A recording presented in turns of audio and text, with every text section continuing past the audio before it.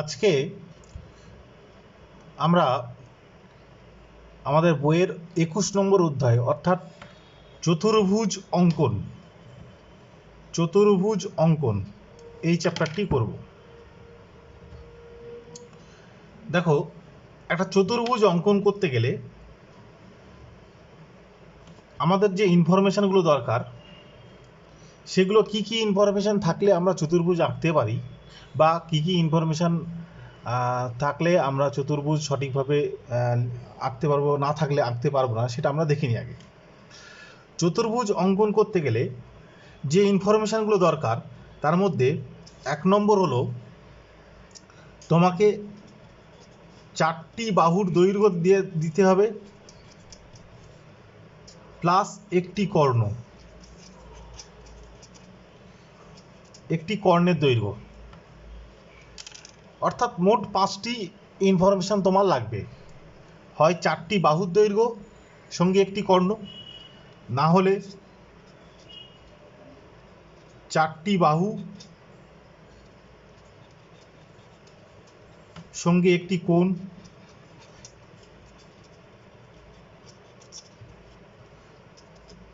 এটা না হলে যদি 3টি বাহু থাকে, অর্থাৎ বাহুর সংখ্যা যদি একটা কমে যায়, আমাদের যে বাহুর দৈর্ঘ্য দেয়া আছে তার মধ্যে যদি 4টির জায়গায় যদি একটা বাহুর দৈর্ঘ্য দেয়া থাকে তাহলে 2টি কোণ দিতে হবে, 2টি কোণ।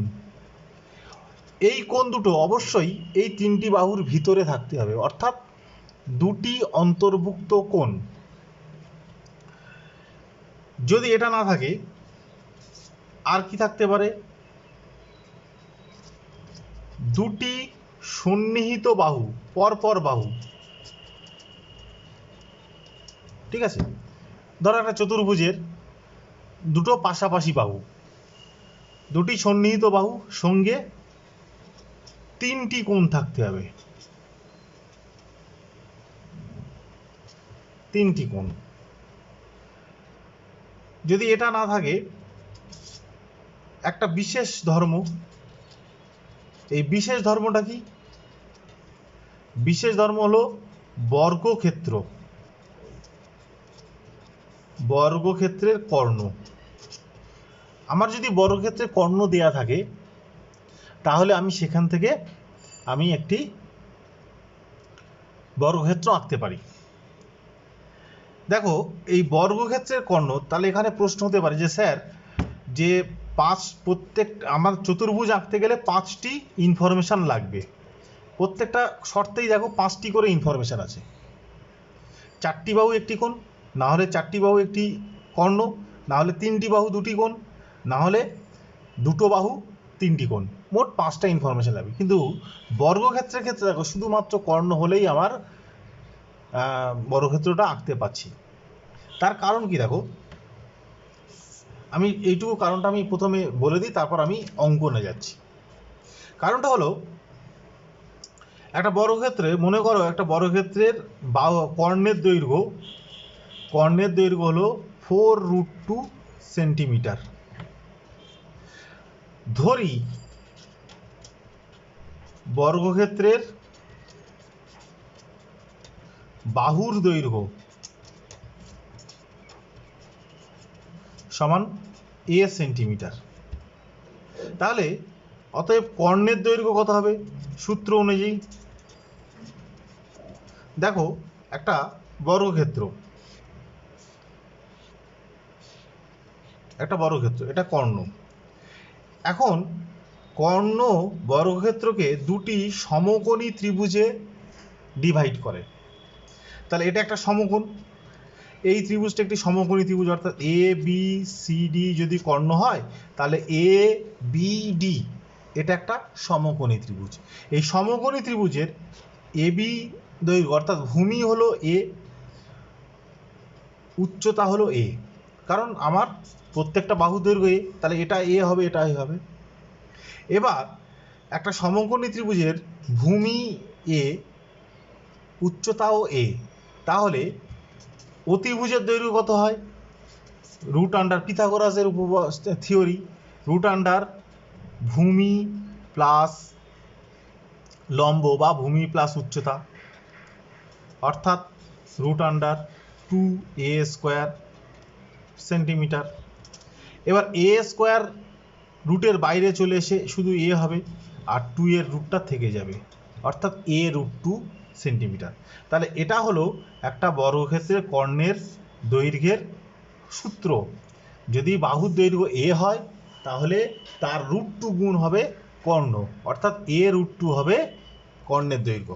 তাহলে আমার এখানে প্রশ্ন অনুযায়ী যে a√2 এটা সমান হবে 4√2, অর্থাৎ a সমান কত হবে, √2 ক্যান্সেল হয়ে গেলে 4 সেন্টিমিটার, অর্থাৎ এক একটা বাহুর দৈর্ঘ্য 4 সেন্টিমিটার। এবার আমি এখানে বাহুর দৈর্ঘ্য পেয়ে গেলাম। তাহলে বাহুর দৈর্ঘ্য যদি পেয়ে যাই তাহলে আমি কি করে বর্গক্ষেত্রটা আঁকবো? দেখো, আমি প্রথমে একটা বাহুটা সরলরেখা টানবো, ঠিক আছে? সরলরেখা টানবো, সেখান থেকে 4 সেন্টিমিটার কেটে নেব, নিয়ে এই বিন্দুতে একটি সমকোণ আঁকবো। সমকোণ এঁকে সেই সমকোণের অপর বাহু থেকে 4 সেন্টিমিটার দৈর্ঘ্য কেটে নেব, ঠিক আছে? এবার এদিক থেকে 4 সেন্টিমিটার আপনি এখানে বৃত্তচাপ, এদিক থেকে 4 সেন্টিমিটার আপনি এদিকে বৃত্তচাপ, এটাকে যোগ করে দিলেই একটি বর্গক্ষেত্র হয়ে যাবে। এটা আমি এঁকে দেখাচ্ছি পরে।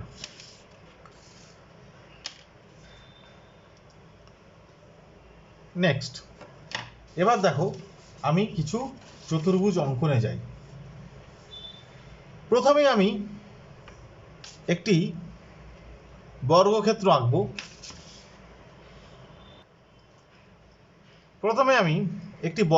আঁকবো। যার প্রতিটি বাহুর দৈর্ঘ্য 4 সেন্টিমিটার।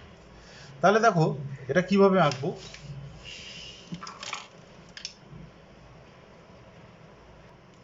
দেখো, আমি একটি স্কেল দিয়ে একটি লাইন টানলাম যার দৈর্ঘ্য 4 সেন্টিমিটার। এবার অঙ্কন করার সময় আমাকে প্রথমে উপরে কি করতে হবে, যে ইনফরমেশনগুলো আমাকে দেওয়া আছে, যে ইনফরমেশনগুলো আমার প্রোভাইড করা আছে, সেইগুলোকে প্রথমে উপরে স্কেল দিয়ে বা কম্পাস দিয়ে প্রথমে, বা চাঁদা তোমরা ইউজ করতে পারো, গিভেন ইনফরমেশনে চাঁদা ইউজ করতে পারো, সেইগুলো দিয়ে আমার এখানে প্রথমে ইনফরমেশনগুলোকে আমরা লিখে নেব, ঠিক আছে? এরপরে মূল কনস্ট্রাকশনটা শুরু হবে, মূল অঙ্কনটা শুরু হবে। এরপর আমি কি করব, যেহেতু বাহুর দৈর্ঘ্য 4 সেন্টিমিটার, আমি 4 সেন্টিমিটারের থেকে একটু বড় বাহু এখানে নিলাম, এটাকে নাম দিলাম এ, আর এদিকে নাম দিলাম এক্স। এটা একটা সরল রেখা নিলাম, মানে রশ্মি নিলাম। এইবার আমি এই কম্পাসের সাহায্যে 4 সেন্টিমিটার দৈর্ঘ্যকে মেপে নেব। দেখো, কম্পাসের কাঁটাটাকে 4 সেন্টিমিটার একটি বিন্দুতে, আর পেন্সিলের মানে এটা গ্রাফাইটটা, অর্থাৎ পেন্সিলের নিবটা তোমার সরলরেখার অপর প্রান্তে। এটা খুব সূক্ষ্মভাবে মেপে নিতে হবে। নিয়ে এই মাপ নিয়ে আমি এখানে কেটে নিলাম, একবারই কাটবে, ঠিক আছে? তাহলে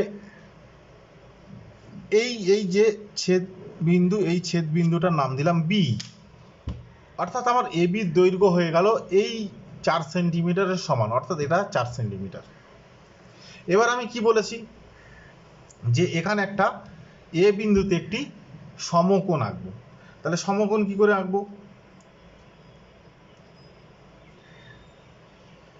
প্রথমে একটি বৃত্তচাপ নেব, সেই বৃত্তচাপে সমান করে একটি বৃত্তচাপে কেটে নেব, এটা 60 ডিগ্রি।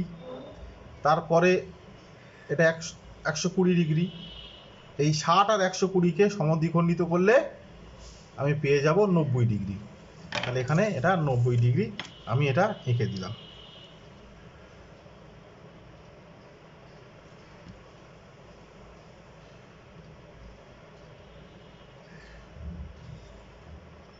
নব্বই ডিগ্রি আঁকলাম।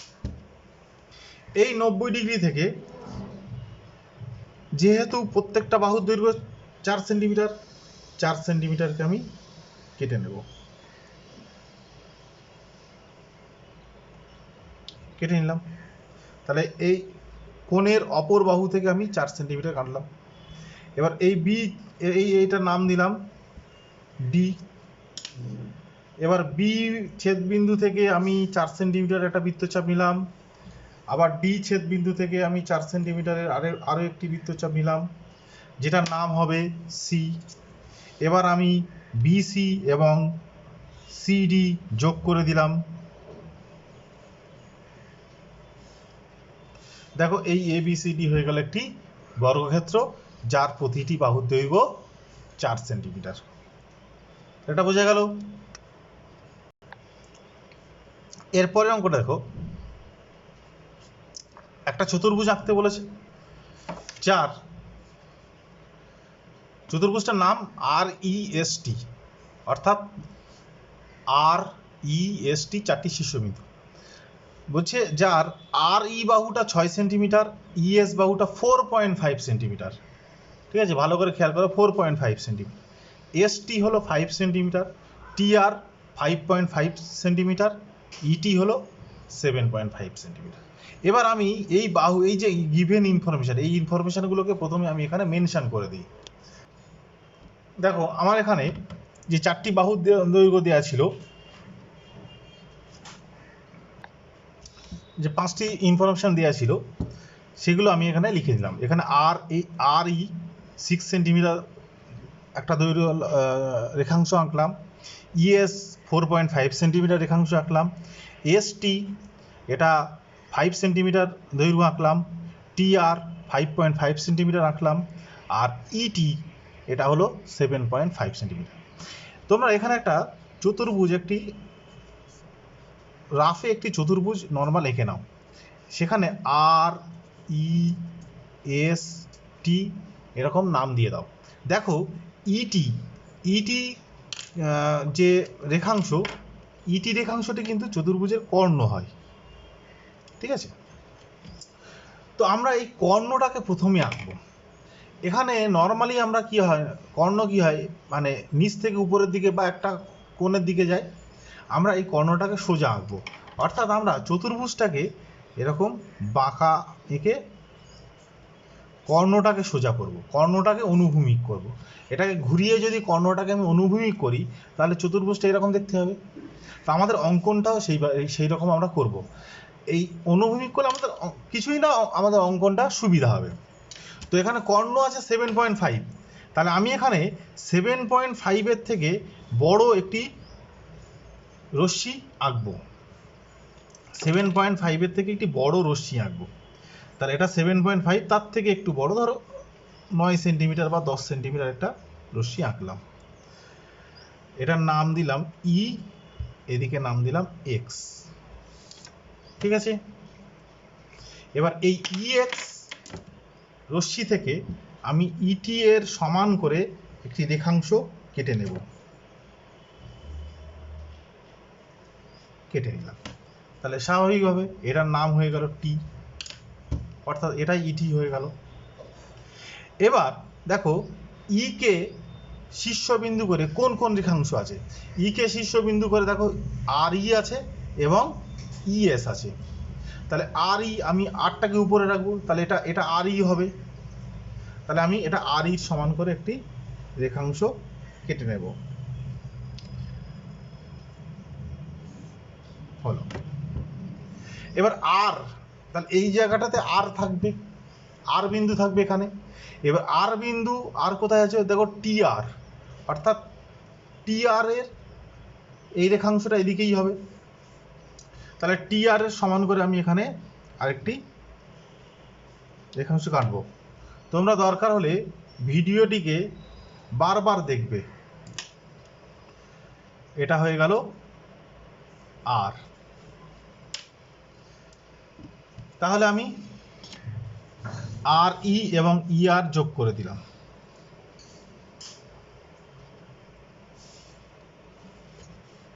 এবং ER যুক্ত করে দিলাম। ব্যাস, একটা সাইড হয়ে গেল।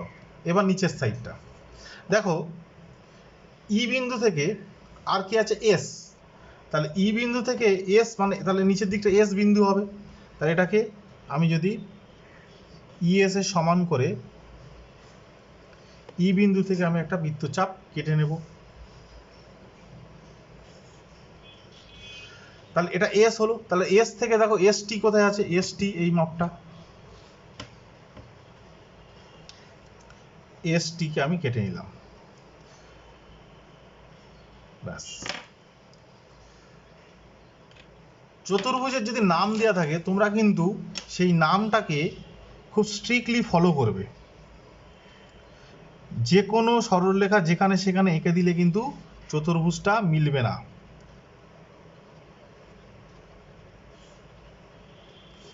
এটা হয়ে গেল এস, অর্থাৎ এই হলো আমার নির্ণেয় চতুর্ভুজ, বা যেটার 4টি বাহু আমার দেয়া আছে এবং কর্ণটাও আমার দেয়া আছে। তাহলে বোঝা গেল। দেখো পরের কোশ্চেনটি হলো, একটি সামন্তরিক আঁকতে বলছে যার দুটি সন্নিহিত, সন্নিহিত মানে পাশাপাশি, দুটি পাশাপাশি বাহুর দৈর্ঘ্য হলো একটার 5 সেন্টিমিটার আর একটার 8 সেন্টিমিটার, এবং সঙ্গে দেয়া আছে একটি কর্ণের দৈর্ঘ্য 10 সেন্টিমিটার। তাহলে এখানে কটা ইনফরমেশন দেয়া থাকলো? এখানে আপাত দৃষ্টিতে মনে হচ্ছে 3টি ইনফরমেশন, কিন্তু দেওয়া আছে 4টি। দেখো কারণ দেখো আমি সামন্তরিক কেমন হয়, ঠিক এরকম, এটা একটি সামন্তরিক, তাই তো? এই সামন্তরিকে দেখো এই বাহুটার দৈর্ঘ্য আর এই বাহুটার দৈর্ঘ্য সমান, অর্থাৎ এখানে যদি একটি বাহুর দৈর্ঘ্য বলে দেয়া থাকে তাহলে আমাকে কিন্তু প্রকৃতপক্ষে দুটি বাহুর দৈর্ঘ্যই বলা আছে। তাহলে এটা যদি 8 সেন্টিমিটার হয় নিশ্চয়ই এটাও 8 সেন্টিমিটার হবে। আবার ঠিক একইভাবে এটা যদি 5 সেন্টিমিটার হয় তাহলে এটাও 5 সেন্টিমিটার হবে। তাহলে আমার একটি সামন্তরিকের দুটি বাহুর দৈর্ঘ্য বলা মানে কিন্তু 4টি বাহুর দৈর্ঘ্যই বলা আছে। সঙ্গে কি আছে, একটি কর্ণের দৈর্ঘ্য বলা আছে। এবার একটি কর্ণের দৈর্ঘ্য আছে, এটা 10 সেন্টিমিটার দেওয়া আছে।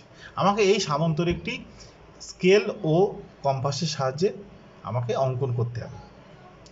তাহলে আমি প্রথমে কি করব, ওই এর আগের যে চতুর্ভুজটি আঁকলাম কর্ণটাকে প্রথমে আঁকবো। তাহলে কর্ণটি আঁকার জন্য আমার একটি কর্ণের থেকে বড় একটি বাহু নিতে হবে, ঠিক আছে? কর্ণের থেকে বড় একটি বাহু নিয়ে নিই, অর্থাৎ 10-এর থেকে বড় আমি একটি বাহু নিলাম, মনে করো এটার নাম দিলাম এ এক্স। 10-এর থেকে বড় একটি রশ্মি আমি আঁকলাম, ঠিক আছে?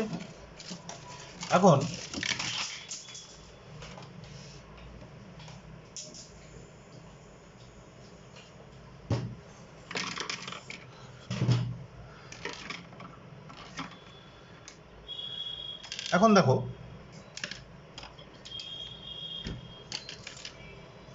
আমি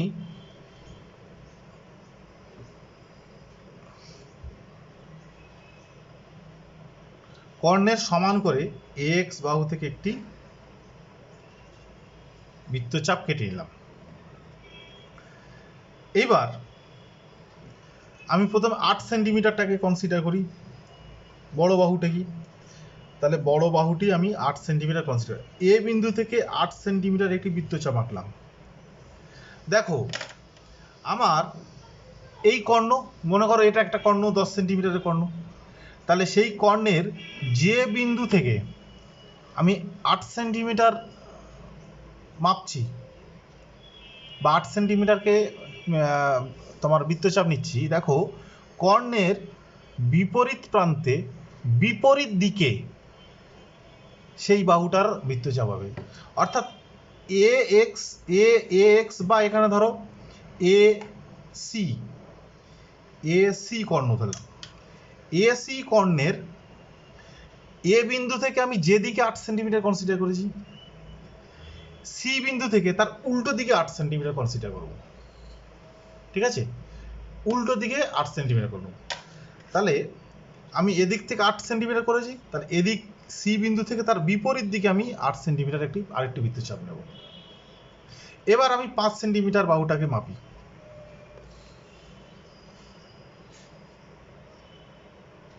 তাহলে 5 সেন্টিমিটার হলো। তাহলে এ বিন্দু থেকে এদিকে 8 সেন্টিমিটার, তাহলে সি বিন্দু থেকে একই দিকে 5 সেন্টিমিটার হবে। সি বিন্দু থেকে যেদিকে 8 সেন্টিমিটার, এ বিন্দু থেকে সেই দিকেই 5 সেন্টিমিটার হবে। হয়ে গেল। এবার আমি এগুলোকে যোগ করে দিই।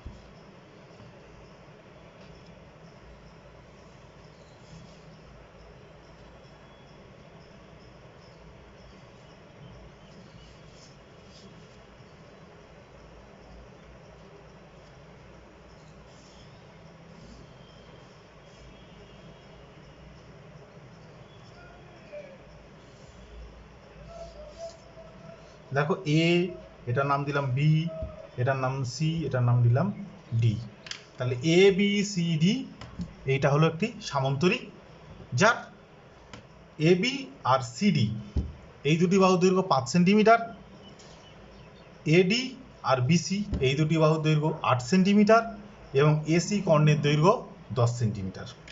তাহলে এটা হয়ে গেল 5 সেন্টিমিটার, এটা 8 সেন্টিমিটার, আর এই বাহুটার দৈর্ঘ্য হলো 10 সেন্টিমিটার।